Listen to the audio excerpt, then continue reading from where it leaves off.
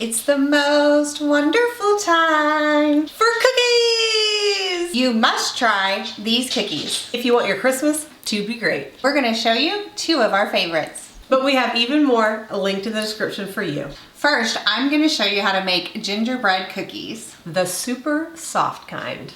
First, preheat your oven to 350 degrees Fahrenheit. First, we're gonna mix together the dry ingredients in a mixing bowl. We're gonna start with some all-purpose flour. You need 2.5 cups flour. Now, when you measure flours, the secret is scoop and level. You do not wanna pack like you do sugar. So I like to scoop it, a nice big scoop, and I have this cute little level, and I scrape off the top. Now it's very important that that flour is measured correctly for the best texture on the cookies. Then add in 1.5 teaspoons ground ginger. Now if you're wondering about my adorable seasoning containers and measuring spoons, it's all linked in the description below. Then 1 teaspoon baking soda. Make sure you're using the soda and not the powder. 1 teaspoon ground cinnamon. 1/2 teaspoon of ground cloves. And last, of course, not least, 1/4 teaspoon of salt. Just gently stir until the dry ingredients are all combined. Then set that aside while we get the wet ingredients prepared. We're gonna start with 6 tablespoons softened butter. I like to let this set at room temperature to get nice and soft. So you know it's ready if your finger can indent into the butter very easily. And then add in 1 cup of granulated sugar. This you don't have to worry about scooping and leveling, but usually it gets it nice and full. And then mix until these ingredients are creamed together. Then add in 1 large egg.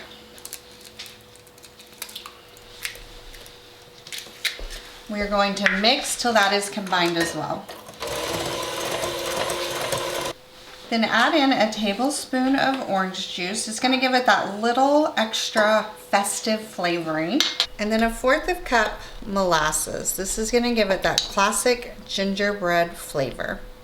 Just mix to combine those with the other ingredients. And gradually add your flour mixture or dry ingredients into the wet mixture. I'm gonna do this in about like 1/3. And then I just like to put it on the low setting to make sure it doesn't get flour all over the kitchen. So I'm gonna put in another about 1/3 and mix until that's formed into a dough as well. Now we're gonna add in the last batch. The dough will be thick, so that's completely normal. And I like to scrape down the sides of the bowl with the spatula after each addition to make sure it's getting all combined. Now as the dough starts to come together, it will get very thick and you might have to switch to start mixing it by hand to get it to fully combine. It really just depends on your handheld mixer. Mine did pretty good, but here at the end I'm just gonna finish it by hand until a nice thick dough is formed. Now get that sugar back out. We're gonna add about 1/2 cup to a little small bowl. This is for rolling the cookies into. It gives it an extra little sweetness and crunch that I love. Grab your cookie scoop. Mine is about 1 teaspoon. They come in various sizes. I like to use the smaller one on these cookies. You wanna scoop it up, roll it into a little ball, and then gently roll it into that sugar and coat it with the sugar and place it on your cookie sheet or baking sheet. I lined mine with parchment paper just for easy cleanup. Just gonna scoop it up, roll it into a little ball, then gently roll it in the sugar. Sometimes I just put the sugar right on top. Then add it to your baking sheet. You want them a few inches apart because they will spread slightly as they bake. And then they're ready to bake. They bake for 8 to 10 minutes until they're just set. So they are ready. This is what you're looking for. The top will start to crackle. They're lightly golden brown and they're spread out slightly. Now we want to let them sit without touching them for about 5 minutes before we remove them from the pan. Once they've set for a few minutes, go ahead and move them to a wire rack to cool completely. I hope you've enjoyed today's recipe. Don't forget, these are linked in the description below, as well as many more cookies you have to make before Christmas. Don't forget, like and subscribe so you don't miss any more of our easy recipes. And now I have the perfect recipe for you to make with your kids. Reindeer cookies. They're basically like a peanut butter cookie, so simple to make, but when you're finished, they will look like cute, adorable reindeer faces. Before we get started, I want to remind you that you can get both of these recipes linked in the description below, or just going to eatingonadime.com, where we have lots of delicious cookies, but we've rounded up 8 of our favorites that you have to make before Christmas is over. Preheat the oven to 375 degrees. First things first, we're gonna get our dry ingredients together. I have all-purpose flour. We need 1 3/4 cup. Now, I usually have a 3/4 cup, but in the studio we don't have one. When you're measuring your flour, all you wanna do is scoop and then use a level. You can just use a knife if you have to scrape it off the top. You don't wanna pack your flour. That's really important. Then we need a 1/2 teaspoon of baking soda and a 1/4 teaspoon of salt. If you're finding that your cookies are like crumbling too much or they're kind of dry, it's because of the flour measurement. And honestly, I'm really thinking about getting into grams where you just weigh your flour, so that way we can make sure our recipes are perfect when it comes to baking. Then just whisk those dry ingredients together, just making sure that that salt and baking soda gets evenly throughout the flour. Slide this over to the side. Now we're gonna mix up some wet ingredients. We're gonna start with a 1/2 cup of butter that is softened. You want it room temperature. See how my finger can make an indentation? That's how you know it's ready to mix. Add it to the bowl. Oh, there we go. We have 3/4 cup of peanut butter. I already pre-measured this since with our measuring. And I probably should have used a spatula, but oh well. Then you need 1 cup of brown sugar. This brown sugar, you're gonna do it differently than the flour. You actually wanna push it in and pack it in and add more to get that perfect measurement. So flour we scrape off, brown sugar we pack in. Now we add 2 tablespoons of milk and a teaspoon of vanilla.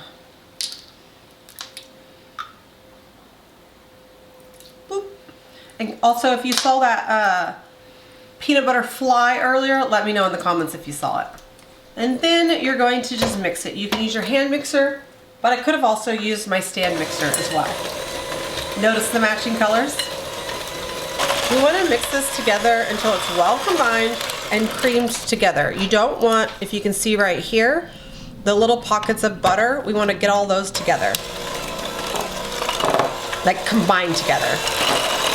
And then we just need 1 egg. I told Christina to throw it at me and she was really scared, but we did it. And then we're just gonna mix this and incorporate it together. You'll see that it gets lighter in color and a little bit creamier once that egg is mixed in. Now we're gonna take the dry ingredients and we're gonna add them to the bowl. We're just gonna do it slowly. I'm gonna do about half. Here's the trick on cookies, guys. You don't wanna over mix. So you just want to mix them together until it's well combined, and then you're done. Okay, that's pretty good. So let's go ahead and toss the last one in. And I also like to take a spatula and scrape the sides of the bowl, so everything gets all mixed up. I like to use the spatula to scrape the edges, and maybe we should order a bigger spatula for the studio. And then we're gonna keep mixing it together just until it's combined. You wanna make sure that you stop mixing it once the flour is gone, okay? We don't want over tough cookies. Then you're gonna need a baking sheet. I like to use parchment paper just for easy cleanup. And yes, my baking sheet is really big, but that's okay. Also, we have everything that we use linked, but I love these sheets. It's just so much easier with baking. Okay, so now we're gonna do our scoops. These are not regular cookies because they're gonna look like reindeers, so we can't just scoop and plop, okay? We're gonna scoop, form it into a ball. Let me make it a little bit smaller. We want about 2 tables worth, so I am using the bigger cookie scoop. We have the smaller one and the bigger one. I'm using the bigger one. You're gonna roll it into a ball, and then you're going to make a triangle shape out of it. So let me show you. Roll them into a ball, and then you're just going to, let me get a bigger ball. You're just going to shape them into a triangle. So it's basically like an oval, but then you're going to squeeze the bottom and then kind of flatten it down to where you have this little, looks like a long face. It doesn't have to be perfect. As you can see, each one of these are slightly different. That's what makes them so fun. So I have them all ready. These are ready to go in the oven. I did bring out a little bit more spacing in between because they're a slightly bigger cookie than what we normally cook with. Off to the oven they go. Okay, the cookies are done. They cooked for about 10 minutes. And you just want to look at the edges when they start to get brown. And we're gonna immediately decorate them. For decorations, you just need some pretzels, red M&Ms, we just picked them out of the bag, and some candy eyeballs.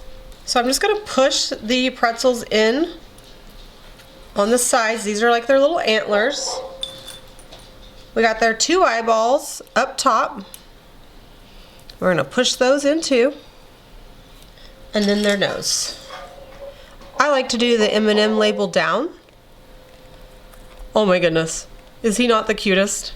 Now we just let these cool. Remember, move quick. That's the key here because you want that soft, gooey inside to help the decorations stick. Now we're just gonna let them sit on the pan for about 5 minutes and then we're gonna transfer them to a cooling rack. I got a second batch in the oven and these have been cooling. So now, actually it's probably not too hot anymore. Just be careful and set these on these cooling racks to finish cooling before you enjoy. I wanted to show you my cool cooling racks. I've had these things for literally like 20 years, but they're so great because they stack, let me fix his antler. They actually stack on top. So if you are limited on space, these actually stack 3 high.